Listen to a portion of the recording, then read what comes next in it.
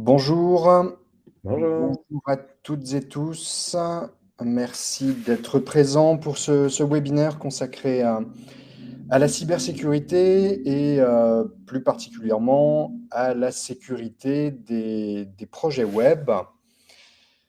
Euh, Très rapidement, pour me présenter, je suis Arnaud Panier, je suis consultant au sein de l'entreprise Adimeo. J'interviens sur différentes problématiques du web, notamment sur des sujets techniques, mais aussi sur des sujets de conception et de sécurité. Et à mes côtés, Thibaut, qui va se présenter. Bonjour à tous, moi je suis donc Thibaut Plage, je suis directeur du pôle Framework et DevOps, donc j'encadre à la fois les équipes de développement et de DevOps du coup, et puis toute la partie stratégie technique autour de ces technologies, donc sur du Symfony, du Node, toutes les techno DevOps et pas mal de belles choses. Très bien, merci Thibaut. Donc tu seras effectivement la caution technique et la caution pratique de ces aspects de sécurité, voilà, très proches à la fois de l'architecture logicielle et du code. Voilà, tu auras l'occasion de nous faire profiter de ton expérience très concrète. Parfait. Pour présenter rapidement aussi Adimeo et sa légitimité à parler de cybersécurité et de sécurité dans le domaine du web, Adimeo est une entreprise effectivement de l'économie digitale. Nous sommes effectivement une équipe de réalisation et de conception de projets digitaux, que ce soit des sites web, des intranets, des extranets, des applications métiers aussi. C'est une part importante de notre activité. Nous sommes organisés autour de 4 pôles d'expertise qui forment toute cette chaîne de valeur du digital et de la conception et de la création des projets web. Une partie de conseil et stratégie, c'est à la fois recueillir des besoins utilisateurs, cadrer, trouver des solutions, benchmarker. Une partie de conception UX, UI et de validation à travers des dispositifs de test et une unité de production technique, les deux vraiment allant ensemble et étant intégrés au sein d'Adimeo. Et puis une partie de marketing digital pour animer, faire vivre, exploiter les projets web que l'on conçoit et que l'on réalise. Donc, pour en venir à notre sujet, la sécurité, on va voir, voilà, concerne ces 4 métiers, même la partie marketing digital peut être concernés par la sécurité. On en parlera sur des problématiques d'ingénierie sociale, de mail, de spam, de phishing. Voilà. Donc, c'est notre métier que de conseiller et de réaliser ces projets. Et c'est à ce titre que l'on va vous parler de cybersécurité dans les projets web. 4 parties à ce webinaire. Une première partie d'indispensable définition. Voilà, il faut vraiment bien savoir de quoi on parle, bien comprendre ce qu'est la sécurité et ce qu'elle fait peser en termes de menaces et de risques sur une entreprise ou sur une institution. En conséquence, les mesures de défense, voilà, très concrètes, que l'on peut mettre en place et que l'on doit même mettre en place dans son projet web. Et on va descendre voilà, jusqu'au niveau très technique. Là, c'est Thibaut qui interviendra majoritairement sur la technique et les technologies web concernées par la sécurité. Voilà, comment mettre en place, comment développer un projet web qui soit sécurisé. Et une conclusion voilà, qui fera la synthèse de l'ensemble. Cette phase, ce chapitre de définition, je l'ai voulu pas trop conceptuel et plutôt de vous donner des exemples. Alors, des exemples qui seraient presque des contre-exemples, voilà, des cyberattaques dont vous avez très certainement entendu parler dans les médias. Il faut savoir qu'aujourd'hui, c'est une problématique qui est réelle, qui est importante et qui est de fait et médiatique. Donc, ces incidents de sécurité, on en entend parler, voilà, même si on n'est pas directement concerné par l'industrie du digital et que, voilà, en tant que citoyen, on est aussi face à ces cyberattaques. Donc, ce premier exemple, justement, concerne une institution française. C'est une attaque qui a eu lieu récemment.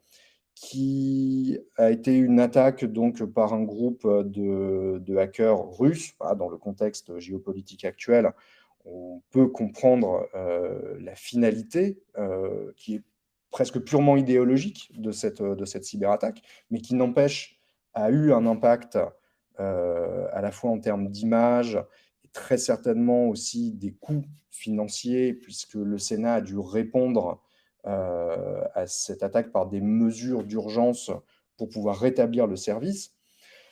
L'impact technique, lui, n'a pas été effectivement très violent. Un site, le site du Sénat, qui est down pendant quelques heures, qui est indisponible, ça n'a pas d'impact majeur sur le fonctionnement des institutions, de l'économie, mais voilà, on est plutôt effectivement sur un impact d'image, quelque chose qui était dans les intentions effectivement des assaillants de nuire à une institution française.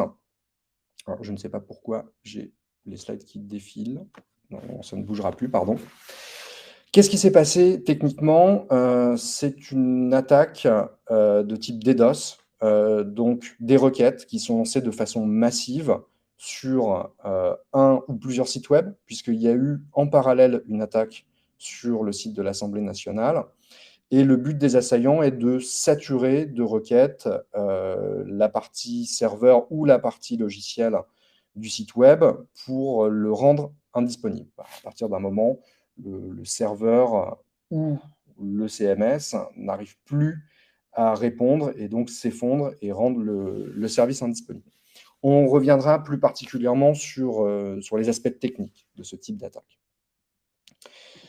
Deuxième cas, dans ce travail de définition de ce qu'est la sécurité, alors par le biais des cyberattaques, par le biais des menaces, c'est une attaque qui a eu lieu contre le centre hospitalier de Corbeil-Essonnes et qui cette fois-ci a eu un impact à la fois médiatique et un impact financier beaucoup plus important. Qu'est-ce qui s'est passé?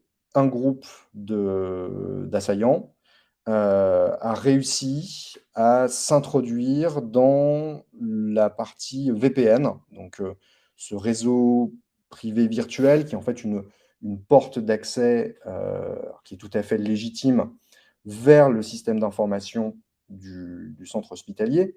Cette porte d'accès, ce VPN, est utilisé légitimement par des gens qui travaillent de l'extérieur, ça peut être des sous-traitants, ça peut être d'autres sites, enfin des différents sites du CH. Donc, le VPN, ce n'est pas une faille de sécurité, hein, c'est vraiment quelque chose qui est classique dans un système d'information et qui doit être une porte d'entrée sécurisée.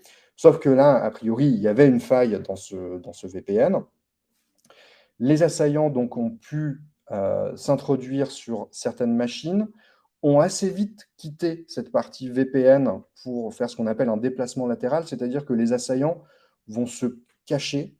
On va expliquer un peu plus tard, d'un point de vue technique, pourquoi les assaillants vont se cacher quelque part dans le système d'information pour ensuite mener leurs actions malveillantes, qui ont été d'abord des vols de données.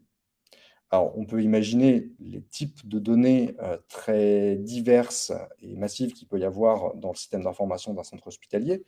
Ça va concerner, on pense tout de suite aux données patients, qui sont des données potentiellement sensibles. Ça concerne aussi le personnel, ça concerne des fournisseurs, ça concerne des banques. Donc voilà, on a toutes les données d'une institution qui opère à vaste échelle. Une fois ces données volées, les assaillants ont supprimé tout ce qui pouvait être système de sauvegarde du centre hospitalier. Pour quelle raison? Ça, on peut déjà l'anticiper, c'est que puisqu'à un moment, ils vont demander une rançon pour que le centre hospitalier puisse récupérer ces données, s'il n'a même plus les sauvegardes, voilà, la rançon marche d'autant plus. Et dernière étape d'attaque, c'est le cryptage du système d'information, c'est-à-dire que les assaillants ont crypté les données qu'ils ont laissées en place et rendu impossible l'exploitation de ces données, donc rendu impossible le travail au quotidien du centre hospitalier de Corbeil-Essonnes. Et donc, je l'ai dit tout à l'heure, la finalité de cette attaque, c'est de demander une rançon. On vous rendra vos données, on ne les divulguera pas. On va parler aussi de cette problématique un peu plus tard du vol de données, notamment du vol de données personnelles. Et on vous rendra l'accès au fonctionnement de votre SI contre une rançon qui s'élevait en plusieurs millions d'euros. Voilà, deuxième cas de cyberattaque qui nous donne des pistes sur la définition de ce qu'est la sécurité relativement aux cyberattaques. Troisième cas, là du domaine privé, d'une entreprise Western Digital, qui est une entreprise qui propose des matériels de sauvegarde informatique, notamment des disques durs, des NAS, voilà, à la fois pour le particulier et pour les entreprises. Il propose également un système de sauvegarde de données dans le cloud. Alors c'est là où effectivement il va y avoir dans cette attaque aussi une question d'image, de marque. Un acteur du cloud qui propose à ses clients de sauvegarder des données qui se fait attaquer, c'est pas très exemplaire. Voilà, ça nuit en tout cas à la crédibilité de l'image. Ce qui s'est passé, et c'est intéressant parce qu'on a dans ce cas de figure, on a aussi une intrusion par un moyen détourné. Là, en fait, le point faible, le maillon faible du système d'information dans le cadre de cette attaque était complètement extérieur. En fait, il s'est trouvé que des personnels de Western Digital avaient stocké des informations techniques sur des projets, dont ce qu'on appelle les credentials, c'est-à-dire des codes d'accès à des serveurs, à des projets, voilà, donc des choses qui sont très confidentielles. Ces données avaient été stockées par des salariés de Western Digital sur le service Cloud Box, qui est un service assez grand public, aussi professionnel, pour stocker des documents. Et en fait, les assaillants ont réussi à avoir accès à des comptes box des salariés de Western Digital et donc à avoir accès à tous ces documents qui eux-mêmes contenaient des informations pour accéder au système d'information propre de Western Digital. Donc une fois en possession de ces codes, ils ont pu introduire des systèmes extranet, notamment, pour pouvoir avoir accès aux données personnelles des dirigeants, donc très certainement sur la partie RH du SI.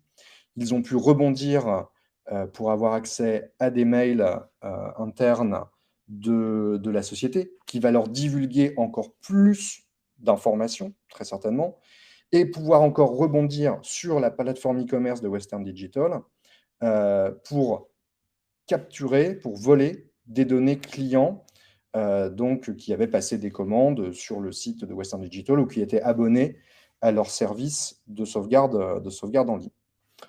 Une fois toutes ces informations précieuses voilà, capturées, volées, les assaillants ont aussi rendu inopérant en cryptant l'outil, le service de sauvegarde de données de Western Digital et ont demandé une rançon, toujours pour les mêmes raisons, si j'ose dire, pour ne pas divulguer les informations, pour ne pas utiliser des informations de paiement des clients de Western Digital qui avaient été enregistrés dans le SI, et pour permettre de rendre à nouveau opérant le site e-commerce de Western Digital.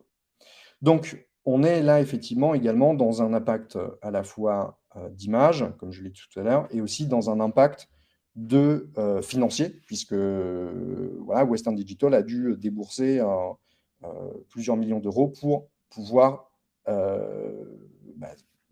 voilà, répondre à la demande de rançon. Les menaces, toujours dans cette... donc si on fait une synthèse de ces trois cas, en fait, on a trois types de menaces sur la sécurité d'un projet web. On l'a vu quasiment, enfin c'est pas quasiment, c'est dans les trois cas, il y a la malveillance qui est quand même la menace la plus importante aujourd'hui. Il y a des groupes de hackers qui soient motivés par une idéologie, qui soient motivés par des raisons économiques, par rançon, voilà, des pirates qui vont agir par malveillance et qui vont donc chercher les failles de sécurité liées à la cible qu'ils veulent attaquer. Deux autres types de menaces qu'il ne faut pas déconsidérer, hein, et au contraire, il faut même les considérer à la même échelle que la malveillance, ce sont les erreurs humaines. Alors, ce n'est pas fondamentalement malveillant, mais en tout cas, voilà, il y a quelque chose qui peut nuire au même titre qu'une malveillance voilà, qui est du domaine de l'erreur, donc il va falloir prévenir ces erreurs humaines. Et puis les aléas, voilà, qui sont des risques qui n'ont pas de cause directe avérée, qui surviennent. Ça peut être un incident écologique, climatique, voilà, c'est des choses que l'on ne maîtrise pas directement, mais dont il va falloir quand même prévenir les impacts. Et dans le cadre de cette définition, voilà, j'insiste sur un point important. Ces trois types de menaces, on les considère avec le même niveau de prévention. Il n'y a pas de raison de faire un effort supplémentaire pour se prémunir d'une attaque malveillante plutôt que d'aléas ou d'erreurs humaines. Elles doivent être considérées au même niveau. Les risques, toujours en synthèse de ces trois exemples, c'est, on l'a vu, la perte d'exploitation, un site web qui s'arrête, donc on ne peut plus rendre le service, ou on ne peut plus vendre ses produits. Dans le cadre de Western Digital, c'est le site e-commerce qui est arrêté pendant plusieurs semaines, donc c'est une perte directe de chiffre d'affaires. La perte d'image, voilà, je l'ai déjà signalé, mais c'est quand même quelque chose d'important et qui a une valeur, même si elle est indirecte. C'est quelque chose d'assez crucial.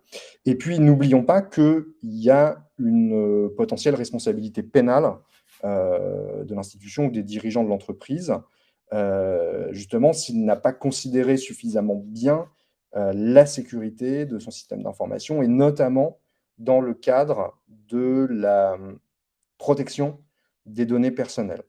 J'aurai l'occasion d'en parler. Il y a cette fameuse législation RGPD européenne que vous connaissez bien, qui est liée à la sécurité, puisqu'il est question de protéger les données personnelles des citoyens européens. Donc, il y a des éléments de sécurité très importants dans cette législation. Même si c'est un sujet à part, il est connexe. En synthèse de cette définition, avant de rentrer vraiment dans le vif du sujet, la sécurité, qu'est-ce que c'est? C'est protéger, créer un édifice autour de son organisation pour protéger ses services, ses valeurs. Alors, ce que j'entends par valeur, c'est à la fois l'image de marque, mais aussi les valeurs financières.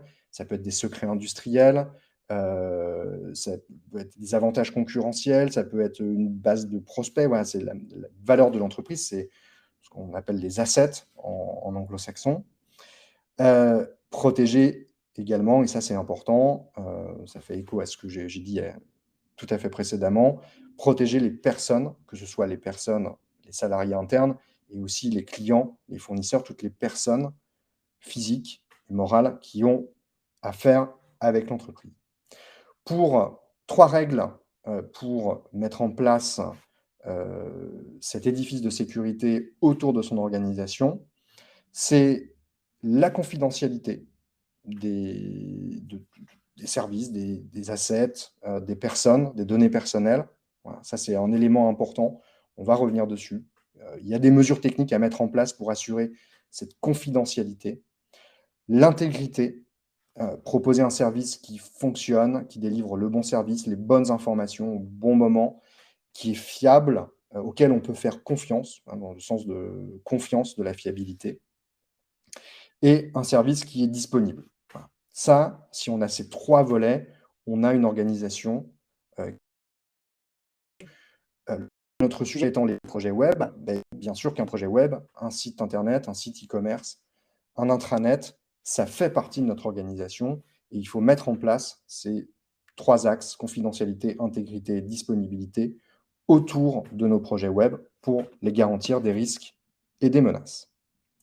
Voilà, j'espère que cette définition pose concrètement voilà, le périmètre de ce qu'est la sécurité d'un projet web et que vous compreniez bien les menaces et les risques, on va voir maintenant, bien entendu, de façon très pratique, les mesures de défense à mettre en œuvre pour pouvoir garantir la sécurité de notre projet web.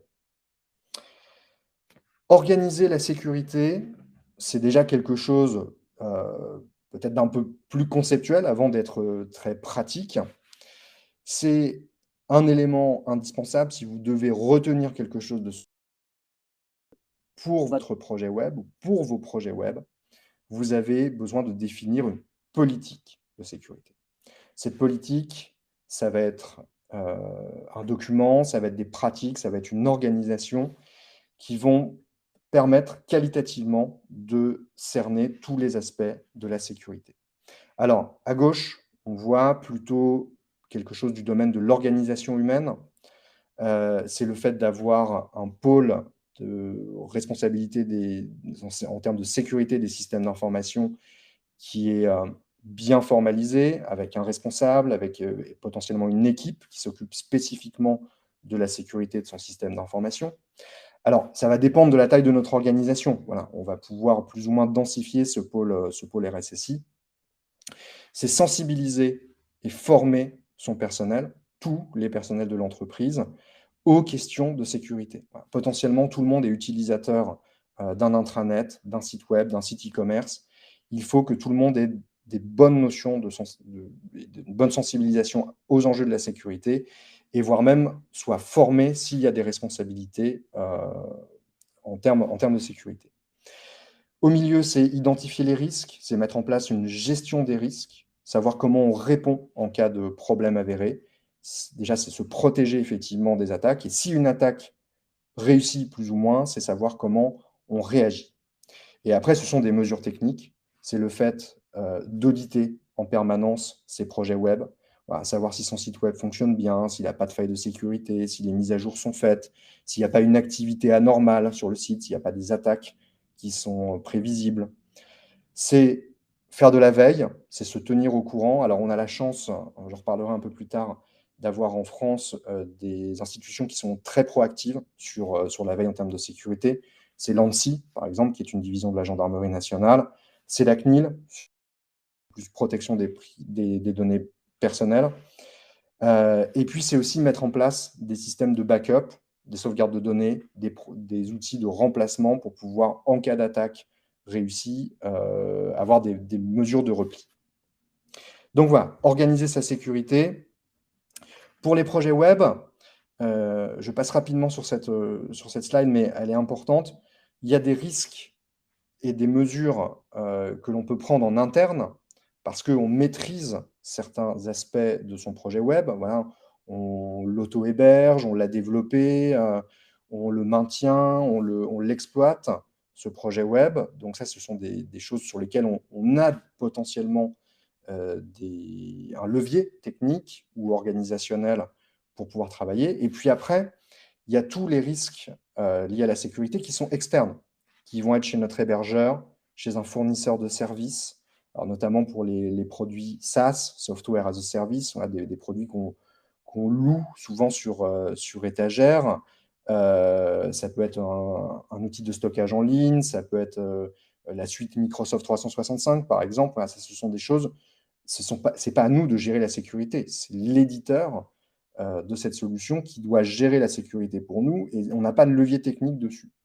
Donc, dans l'organisation de sa sécurité, ce qu'il faut demander à des tiers externes, c'est des responsabilités et des garanties. Et avant, effectivement, de souscrire à un service, on va s'assurer, en lisant les conditions d'utilisation, que ce service est bien sécurisé. Le champ d'application technique. Là, on va rentrer à un plus bas niveau sur comment mettre en œuvre la sécurité. Et ce que je vais demander à Thibaut, c'est de nous présenter les types d'attaques potentielles qui pèsent sur un projet web. Alors, merci vraiment pour la prise de parole.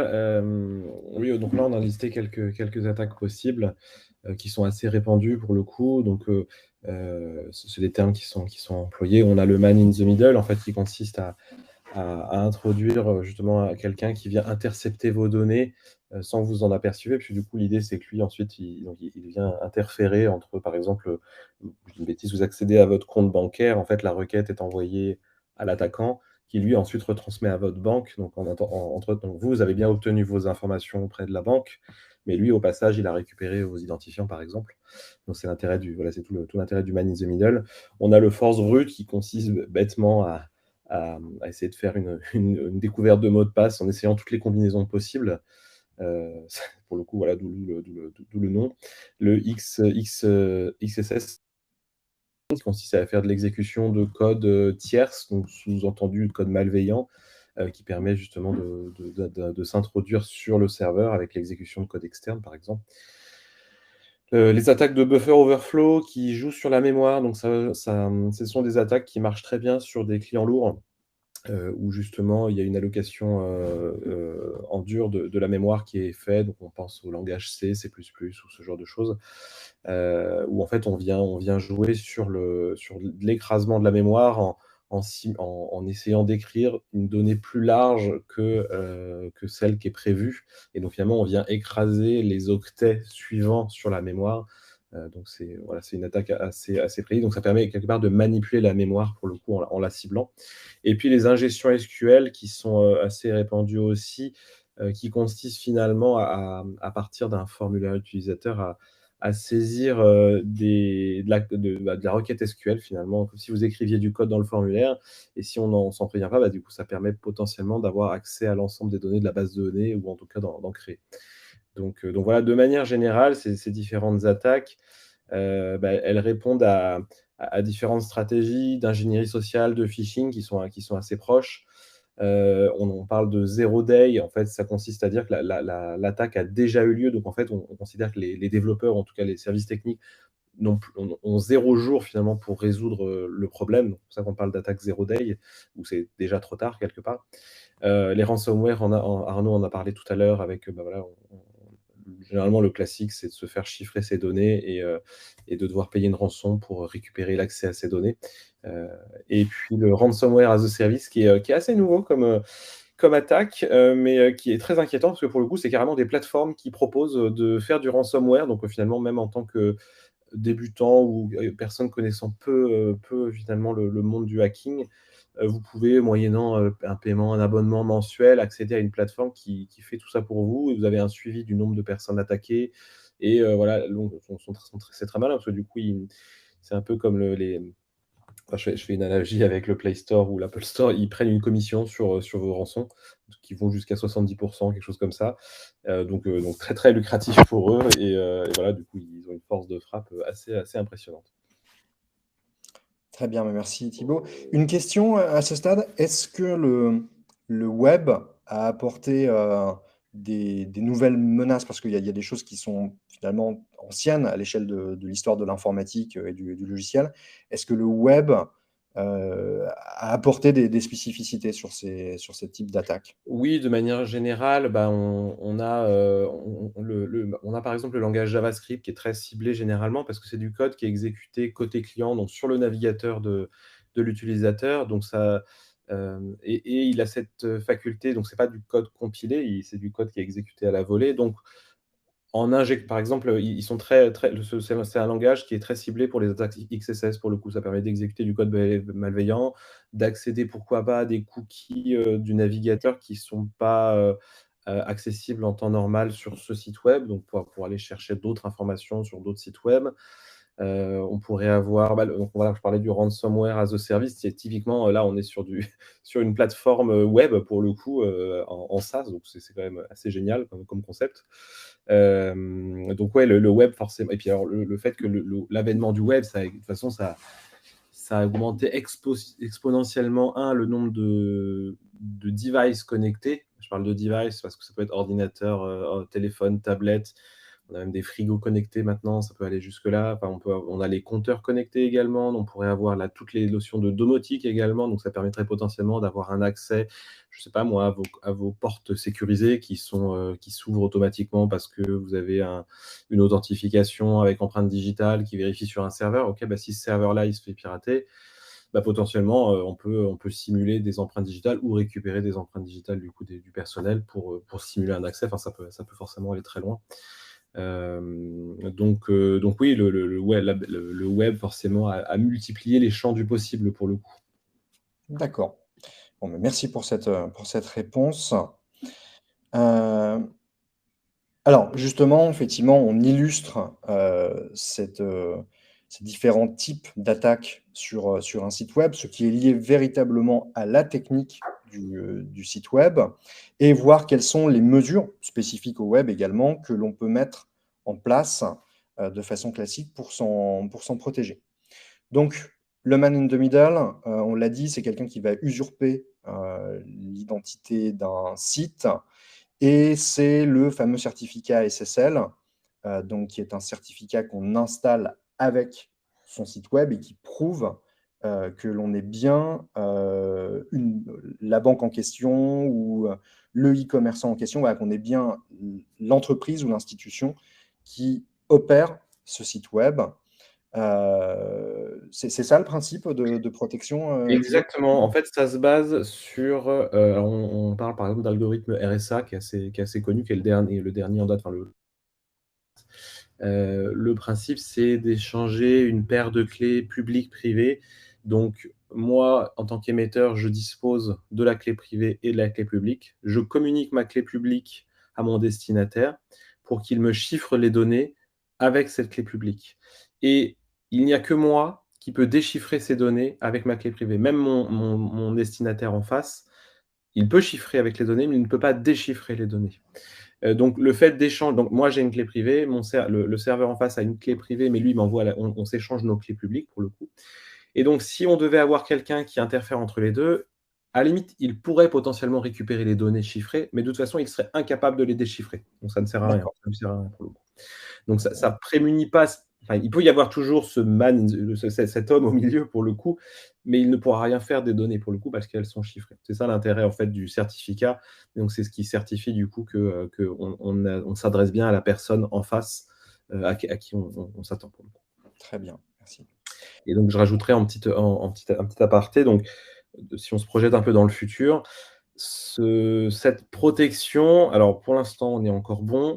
Avec l'avènement des ordinateurs quantiques, cette protection, elle risque de voler en éclats, donc il va falloir sûrement aller vers un peu plus de sécurité parce qu'aujourd'hui, ce qui nous protège, c'est que une clé publique, si on voulait déchiffrer les données d'une clé publique avec les puissances de calcul qu'on a aujourd'hui, ça prendrait, je n'ai plus les calculs, mais on est sur l'ordre du siècle ou du millénaire à peu près. Mmh. Donc on est protégé pour le coup. Le problème du quantique, c'est qu'effectivement, on explose la puissance de calcul, donc quelque part, on est capable de tester toutes les combinaisons possibles de déchiffrement et de trouver la bonne, donc finalement en essayant, finalement en utilisant la technique de force brute pour essayer de retrouver les données. Alors Donc ça, ça fait une effectivement, voilà, bon, le ça quantique pour l'instant, ça reste du monde de l'industriel, mais très poussé, donc on n'est pas encore dans le grand public, donc pour l'instant, ça va, mais allez, dans la décennie qui arrive, va peut-être falloir qu'on s'en préoccupe. mmh mh. Mais ça fait une bonne transition effectivement vers l'attaque de force brute. Donc on l'a dit, qui s'adresse, enfin qui pèse surtout sur les systèmes d'authentification. L'idée est que l'assaillant va utiliser, alors à la fois des combinaisons de mots de passe possibles, mais surtout des dictionnaires, puisque les assaillants parient sur le fait que certains utilisateurs utilisent des mots de passe faibles, qui sont des mots du langage courant. Enfin voilà, ça peut même relever un peu de l'ingénierie sociale. On met le nom de son chien et son année de naissance. Voilà, ça fait des choses qui peuvent être testées, enfin oui, de façon brutale. Voilà, on essaye différentes combinaisons. La réponse, ce sont les mots de passe forts, voilà, d'avoir des mots de passe qui soient simplement aléatoires, des combinaisons de caractères, de majuscules, de minuscules, de caractères spéciaux qui vont créer une combinatoire tellement énorme que la force brute n'aura pas le temps de tout tester, hein. On est un peu comme sur Ouais. cet enjeu de décrypter un message codé par un certificat SSL. On peut mettre aussi en place la double authentification, c'est-à-dire que si quelqu'un a quand même réussi à se connecter avec un mot de passe en force brute ou même s'il a été volé, on a une double authentification par un mécanisme tiers qui va demander à l'utilisateur si c'est bien lui qui se connecte et qui va devoir valider cette connexion. On a le cas, par exemple, aujourd'hui sur tous les web banking, ça fait partie de la législation et des normes DSP2, où pour accéder à son web banking, on doit se loguer avec un login mot de passe et on a une double authentification qui va même être demandée sur d'autres opérations. Quand on veut faire un virement, quand on veut créer un nouveau bénéficiaire SEPA, on a ce mécanisme de double authentification qui évite que quelqu'un qui a réussi à forcer l'entrée du dispositif puisse quand même agir. Et puis, verrouillage de compte. Si trop de fois quelqu'un a testé des combinaisons pour essayer de rentrer de façon brutale, bah, on lui interdit, même s'il trouvait la bonne combinaison, de rentrer. On bloque le compte et on prévient les responsables de la sécurité de ça. Sur le principe du force brute, donc tu as parlé des mots de passe forts qui sont intéressants. En petite anecdote, je vous recommande le film Imitation Game qui parle de comment Alan Turing a cassé justement la machine Enigma qui était utilisée par les Allemands du coup pendant la Seconde Guerre mondiale. Sa première version de sa machine, elle mettait trop de temps en fait à déchiffrer les données parce que il essayait toutes les combinaisons de caractères possibles. Et pour réussir à déchiffrer, en temps voulu, parce que du coup la clé de chiffrement changeait toutes les 24 heures grosso modo, donc si ça mettait plus de 24 heures à déchiffrer, ça servait à rien. Et il est parti du principe que les Allemands utilisaient des mots, courants ou certains mots, peut-être le nom de leur petite amie, de leur femme, ce genre de choses. Et donc en fait, il a restreint le champ des possibles au niveau des clés. Donc Arnaud parlait du nom de votre chien, ce genre de choses. Et en fait, du coup, ça a réduit drastiquement le nombre de possibilités. Donc, d'où l'intérêt également, non seulement d'avoir un mot de passe fort avec des caractères spéciaux. Petite astuce, mettez des espaces dans vos mots de passe. Personne n'y pense. Et c'est un caractère spécial pour le coup. Et généralement, on ne pense pas à écrire. Et ça va beaucoup plus vite à taper parce qu'en fait, si vous êtes habitué à taper au clavier, finalement, vous pouvez écrire une phrase de 20, 30 caractères très rapidement parce que finalement, c'est juste écrire en français ou dans la langue que vous voulez.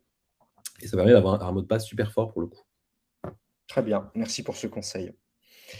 Les injections SQL, donc, qui consistent à essayer d'obtenir de la base de données, alors via des formulaires ou via une URL, d'aller voler ou détruire des données directement dans la base en faisant passer des requêtes SQL. C'est certes un peu technique, mais c'est quelque chose qui est assez basique dans la mise en œuvre technique. Là, on a une réponse qui est plus d'architecture logicielle classique, c'est qu'en utilisant ce qu'on appelle des ORM, donc ce sont des outils qu'on n'utilise pas forcément à dessein de sécurité à la base, c'est plus en fait en termes de programmation pour pouvoir accéder à ces données de façon plus simple, plus rationnelle, de forger des requêtes en langage métier. Là, on est vraiment dans la programmation orientée objet. Eh bien, l'ORM apporte quand même son niveau de sécurité puisqu'il abstrait les requêtes SQL proprement dites qui vont être faites sur la base de données. Donc, ça interdit l'utilisation de ces requêtes en direct. L'ORM est un intermédiaire qui filtre, on dit même qu'il va sanitiser, il va nettoyer les différentes requêtes qui sont faites pour s'assurer qu'il n'y ait pas d'intention malveillante de suppression ou de vol de données dans ces requêtes SQL.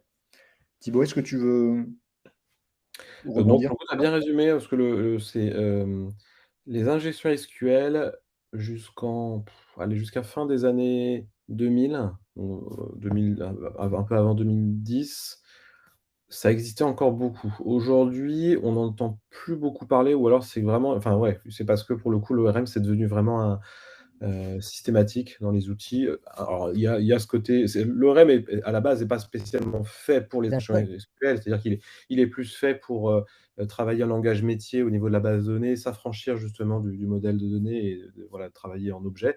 Mais effectivement, il embarque cette couche de protection, de sécurité, que sont les injections SQL et donc effectivement, c'est pas plus mal. De manière générale, les injections SQL, c'est une attaque qui part du principe que, enfin, pour s'en protéger, c'est la base en développement, c'est ne jamais faire confiance dans ce que saisit en ce que saisit l'utilisateur. À partir du moment où vous avez un champ, un formulaire, une donnée saisie par l'utilisateur, vous pouvez pas faire confiance à cette donnée, il faut que vous la sécurisiez. C'est un principe de base en développement, pour le coup, qu'on suit. Donc l'ORM est une réponse. Mais il y a besoin effectivement de compléments généralement dans la manipulation de formulaires, dans la manière de coder, pour s'en prémunir. Et c'est vrai que, voilà, ce que je veux dire, c'est que la qualité logicielle, chose à laquelle on est vraiment sensible chez Adimeo, hein, on a tout un process de macro, de micro-architecture, des contrôles sur sur le code source, notamment à travers les tests unitaires, les tests d'intégration, etc. Mais toute cette qualité, elle abonde vers la sécurité également. Voilà, c'est concomitant. Est-ce que, pour finir sur ces types d'attaques, tu peux nous parler du cross-site scripting? Ouais, j'ai pas forcément d'exemple en tête, parce que c'est vrai que ça arrive assez régulièrement. En tout cas, pour s'en prémunir, il y a des choses toutes bêtes, en code, ben, en fait, dans les différents langages qui existent, il y a des fonctions qui permettent de dire: «Bon, je te donne pas le code à exécuter, il te sera transmis par un moyen tierce», type, un formulaire ou une donnée tierce. Bon, enfin ça, c'est la faille de sécurité majeure, c'est d'autoriser l'exécution du code tierce. Alors, il y a des fois, on ne peut pas s'en passer pour diverses raisons au niveau de l'outil. Et dans ces cas-là, eh ben, effectivement, c'est l'architecture de code qui vient protéger ça, peut-être en restreignant les accès. Pour faire peut-être un parallèle, je pense à aujourd'hui, par exemple, on reprend le Play Store, l'Apple Store, donc on a des systèmes Android et iOS. Ils permettent de développer des applications qui s'exécutent sur un système d'exploitation. Donc forcément, ça veut dire que le système d'exploitation donne accès à certaines fonctionnalités du téléphone, le haut-parleur, la caméra, le microphone, qu'est-ce qu'on peut voir d'autre? La LED, enfin bon, tout un tas de fonctionnalités. Hem, pour éviter justement, les attaques même sur le téléphone, parce qu'on pourrait très bien imaginer un hacker qui développe une application pour hacker, le téléphone, bah, justement, ça veut dire que l'OS doit, protéger certaines données, l'accès à certaines données. Donc c'est pour ça aussi que des fois moi qui connais très bien Android, vous avez régulièrement des messages vous demandant: «Est-ce que vous autorisez l'application à accéder à vos fichiers, à la caméra, au micro?» ce genre de choses. Donc mais voilà, donc l'architecture fait qu'on va filtrer qu'est-ce que le code, tierce peut réaliser. Et donc une application, c'est un code tierce pour un téléphone, pour le coup. D'accord. Et puis bien sûr le firewall qui est important, donc c'est un firewall au sens large, c'est, une sécurité d'accès. Ça rejoint ce que je disais sur l'OS par exemple. Le fait de contrôler quelle application a accès à quoi, quand, pourquoi pas, ça pourrait être, aussi ça. Donc de manière générale, voilà, vérifier peut-être dans les firewalls, on a mis aussi dedans le fait de vérifier que, est-ce que le code qui est exécuté, il appartient à un domaine reconnu? Par exemple, si je suis adimeo.com, j'exécute un code tierce parce que voilà, j'ai prévu d'avoir cette fonctionnalité-là. Si je peux peut-être filtrer les domaines autorisés à exécuter du code tierce parce que ce sont des domaines de confiance. Alors que si j'ai un code tierce de hacker.com qui est exécuté, je peux peut-être celui-ci l'interdire pour le coup, voilà, tout bêtement. Et donc c'est toute une Des règles, politique de sécurité autour de qu'est-ce que je peux exécuter ou non, à qui je fais confiance ou non. des règles de filtrage. Le OK. risque, bah, c'est qu'effectivement, vous avez confiance dans un domaine, mais ce domaine lui-même se fait hacker et introduit du code malveillant, bah, forcément le risque, c'est que ça se répercute chez vous. Donc effectivement, c'est le XSS, c'est une des failles les plus difficiles à appréhender. Alors, enfin, la manière, la plus simple de l'appréhender, c'est juste de dire: «J'exécute pas de code tierce». Mais dans le monde du web qu'on a aujourd'hui, où on interagit beaucoup entre différents sites, entre différentes applications, on a des API qui interagissent entre elles. Bon, ce serait, se passer de plein de fonctionnalités, de plein de services différents. Donc, bah, voilà, c'est tout l'enjeu d'arriver à ouvrir les portes, mais de filtrer qui rentre, qui sort. Très bien. Merci Thibaut pour ces définitions. Je conclus sur cette partie des attaques et des protections autour du dispositif web. Donc, rappelez aussi que la partie chiffrement, notamment des données, est importante. On l'a dit, voler des données, c'est une chose. Si elles sont cryptées, c'est quand même une protection, et notamment si on a vraiment du mal à les décrypter, hein, c'est une protection qui est valable. Les contrôles d'accès, on pense effectivement à tous ces outils, notamment les intranets, les extranets, les applications métiers, où on a différents rôles, différents droits sur l'application, donc que ces contrôles d'accès et d'autorisation soient bien gérées. Isoler effectivement les composants, donc on est aussi dans cette notion de contrôle d'accès. Voilà, s'il y a toute une partie de l'application RH, auquel les utilisateurs de la production d'un site industriel n'ont pas à accéder, et on va essayer de construire ces différentes parties de l'intranet isolées d'un point de vue technique pour qu'on ne puisse pas du tout passer, un utilisateur ne puisse pas passer de l'un à l'autre. Voilà. Ça met différents silos en place en cas d'attaque. On est cantonné dans un domaine et pour passer à l'autre, ça redemande un effort à l'assaillant. Et puis, bien entendu, ça va sans dire, mais ça va mieux en me disant, faire en sorte que tous les composants qui vont constituer notre site web, ça c'est aussi une des caractéristiques des projets web, c'est qu'ils sont faits d'un framework, d'un CMS, de bibliothèques tierces, d'API, que tout ça soit mis à jour, parce que dans les mises à jour, il y a prioritairement des mises à jour de sécurité qui vont corriger des failles qui sont détectées. Il n'y a pas de logiciel éditeur ou open source qui soit infaillible. Il faut veiller à ce qu'on ait fait en priorité ces mises à jour de sécurité. Et je me permets un autre petit, si tu peux revenir juste sur la Oui, partie bien sûr. on parle de chiffrement et pas forcément de cryptage. Ouais. La différence, enfin, en tout cas, en informatique, on parle de chiffrement et pas de cryptage parce que du coup, on parle, le problème du cryptage, c'est qu'on part du principe en informatique que ce n'est pas déchiffrable pour le coup. Là où le chiffrement, le but, c'est de pouvoir le Ah oui. déchiffrer.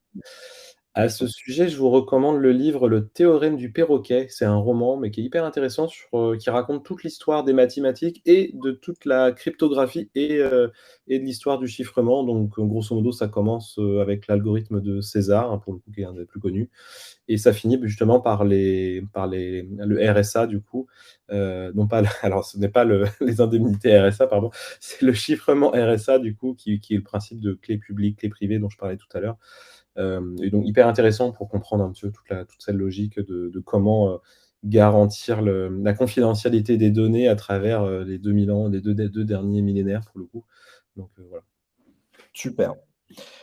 Alors revenons aussi à des choses justement qui sont pas du domaine du roman, mais qui sont du domaine Oui, de la réalité. exact. On trouvait, voilà, intéressant que tu nous expliques, par l'exemple, par exemple l'ingénierie sociale, qui est pas forcément l'attaque la plus facile à comprendre. Ouais, bah, c'est une qui marche, c'est une des attaques qui marche le mieux, hein. Clairement, on s'appuie sur la défaillance humaine, hein, grosso modo, pour aller récupérer les données plutôt que de déployer des moyens techniques ultra complexes.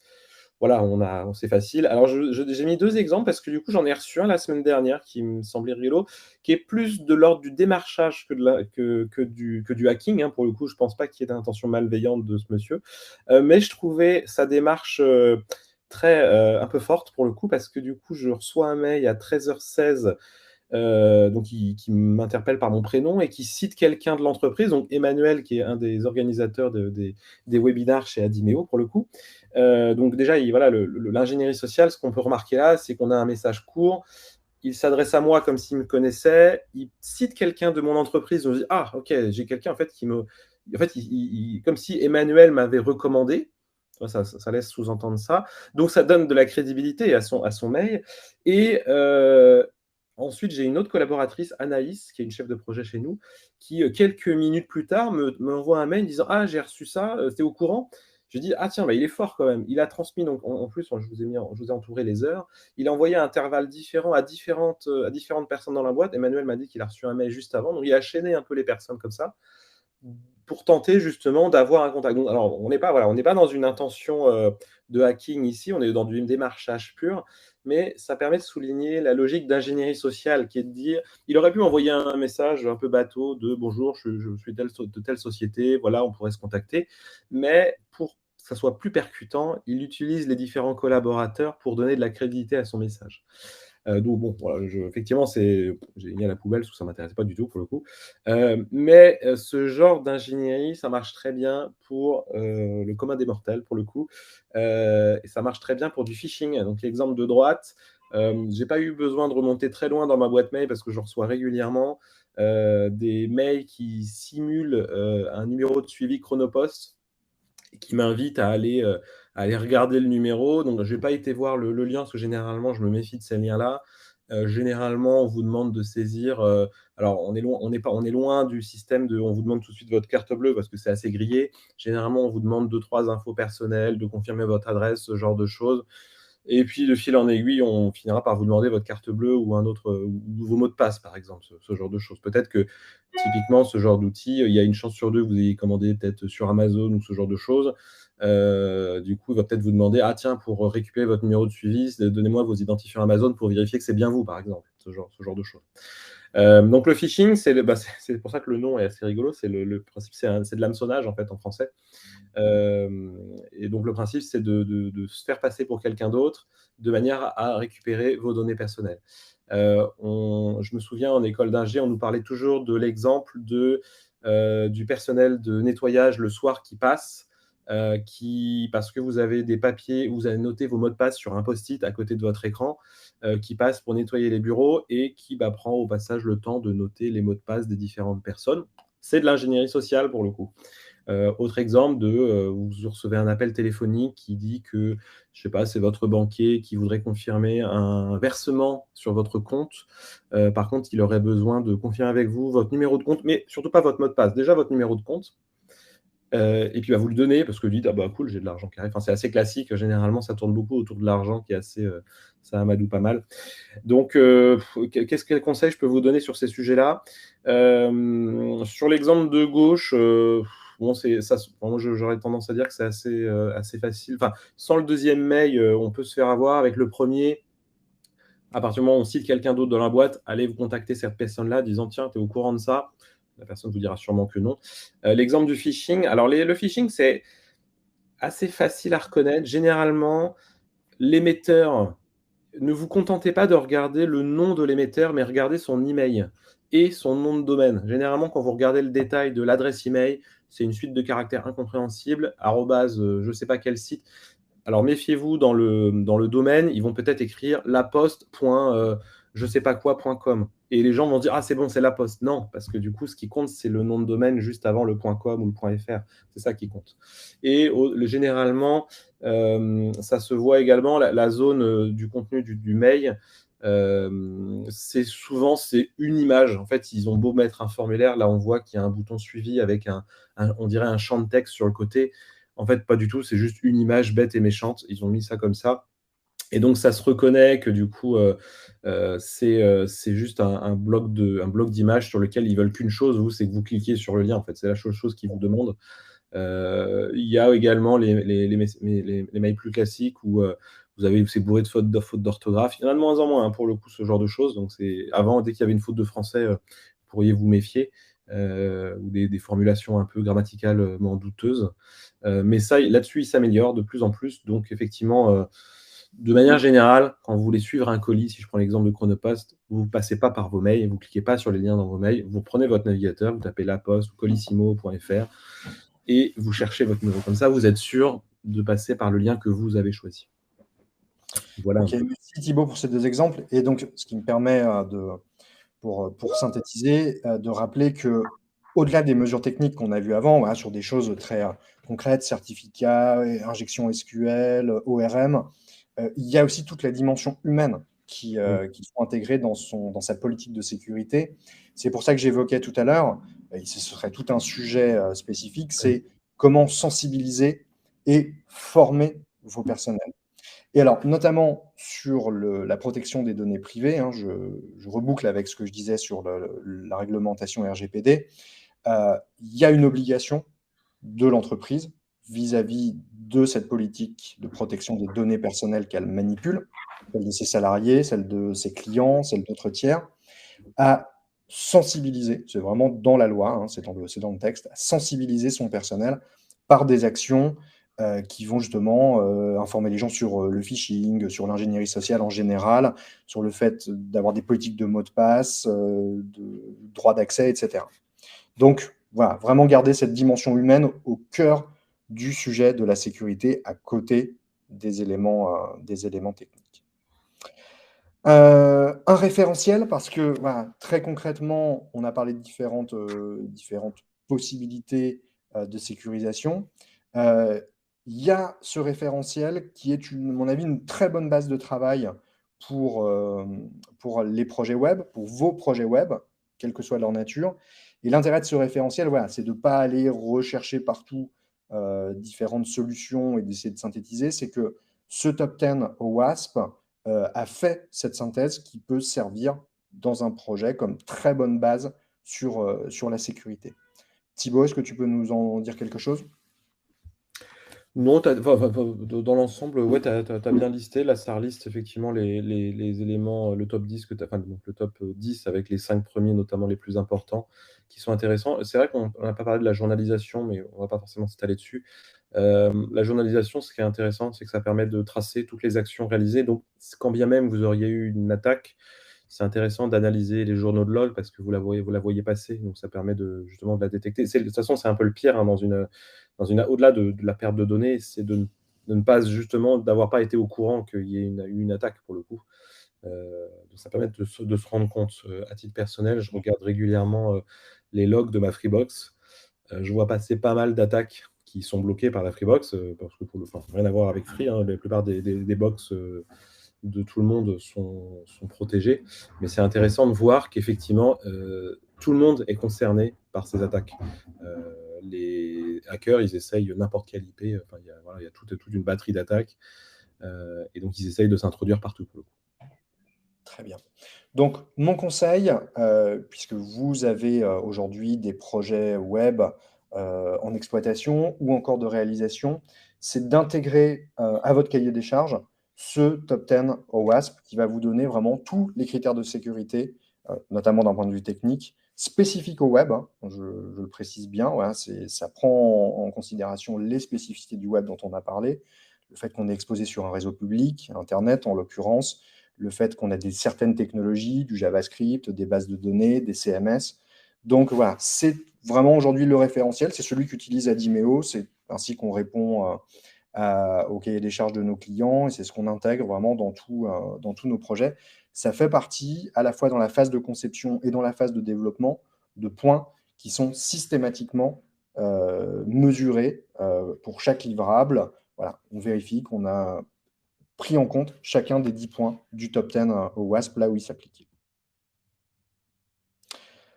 En conclusion, les grands principes de sécurité à appliquer, parce qu'on reste toujours dans cette idée que la sécurité, ce sont des principes et il faut les appliquer concrètement. Voilà, ça ne doit pas rester simplement un vœu pieux, des engagements. Voilà, il y a quelque chose de très concret à appliquer. C'est donc définir sa politique de sécurité, qui va intégrer tous les éléments organisationnels et techniques. C'est d'appliquer dans le contexte organisationnel et technique aussi ces principes de security et de privacy by default. Donc, c'est des choses qu'on n'a pas encore évoquées jusque-là, mais en fait, qui sont un principe fondateur d'une politique de sécurité. C'est que un système, un dispositif web, dans son ensemble, à l'échelle d'un extranet, d'un e-commerce ou d'un formulaire, dans une plus petite brique fonctionnelle, ça doit être sécurisé par défaut. Ça ne doit pas faire beaucoup de choses, simplement ce que ça doit faire très bien dans un périmètre limité. Et après, on ouvre progressivement les capacités fonctionnelles ou techniques d'un composant. Voilà. Mais par défaut, ce composant doit faire peu de choses là où il est légitime et le faire bien. Et puis, cette politique de sécurité, elle doit être transparente vis-à-vis de vos clients, vis-à-vis de vos fournisseurs, vis-à-vis de vos salariés. Euh, Tout le monde doit être au courant de la politique de sécurité. Et en cas de problème, il ne faut pas hésiter, effectivement, ça s'organise, mais à communiquer, à dédramatiser. Il ne faut surtout pas, en fait, cacher un incident de sécurité, notamment lorsqu'il met en jeu des données personnelles. Là, vous avez l'obligation de prévenir l'autorité de contrôle. En l'occurrence, pour le territoire français, c'est la CNIL. Voilà, vous devez vous confier un problème de sécurité avéré, une faille qui a été exploitée. Si vous êtes rançonné, vous devez voir avec les autorités compétentes, ça peut être l'ANSSI, ça peut être la CNIL, ça peut être les deux, pour voilà, vous faire accompagner, vous faire aider dans la gestion de ce problème de sécurité. On met toutes les mesures en place pour que ça n'arrive pas, mais si ça doit arriver, la transparence est quand même un élément décisif dans le moindre impact, je dirais, de l'élément de sécurité. Si des données personnelles vous ont été volées, si vous prévenez en temps et en heure la CNIL de l'incident, l'autorité sera beaucoup plus clémente en cas de poursuite que si vous avez essayé de cacher les choses trop longtemps. Voilà, il vaut mieux effectivement faire acte de transparence à chaque étape. En mesure d'accompagnement, donc c'est se faire accompagner aussi sur les solutions en amont. Voilà, à Dimeo, on a au sein de nos différents pôles, comme je l'ai dit, au sein des 4 pôles, conseil, conception, réalisation et marketing, à chaque fois un regard sur la sécurité et des conseils à prodiguer. Donc ça peut être des audits, voilà, vérifier aujourd'hui que vos assets web sont en bonnes conditions de sécurité et de faire des recommandations pour éventuellement améliorer ou mettre à un niveau acceptable la sécurité. C'est aussi, puisque ça c'est dans notre ADN, la réalisation technique, voilà, de solutions web haute disponibilité, haute sécurité. Et puis, c'est en phase d'exploitation, après le build, le run, c'est savoir maintenir au plus proche des mises à jour de sécurité. Ça, c'est quelque chose qui aujourd'hui est très important chez nous. On a plusieurs dizaines de projets en maintenance chez Adimeo. On a notre pôle TMA qui a en priorité les mises à jour de sécurité, un process très efficace pour les faire sur Drupal, sur WordPress, sur HubSpot, sur Symfony, sur tous ces composants techniques que l'on utilise. Il me reste à vous remercier, les auditeurs, et Thibaut également, ainsi qu'Emmanuel qui a organisé ce webinaire avec nous. Et donc l'annonce de 2 prochains webinaires à Dimeo, un peu dans le même esprit. Alors, quelque chose sur l'éco-conception et sur le Green IT. Là, on ne parlera pas de sécurité, mais plutôt de la sécurité environnementale et écologique des projets web à travers le CMS Drupal. Donc, webinaire plutôt technique. Et puis, une partie également d'éco-conception et de Green IT en lien avec la partie conception sur une problématique assez classique, mais qui n'est pas évidente à résoudre. C'est comment garder un site web ergonomique, beau et attrayant avec les enjeux de l'éco-conception. Voilà, donc 2 webinaires, fin de ce mois-ci et début du mois suivant. Merci à toutes et tous. Merci à vous, à bientôt.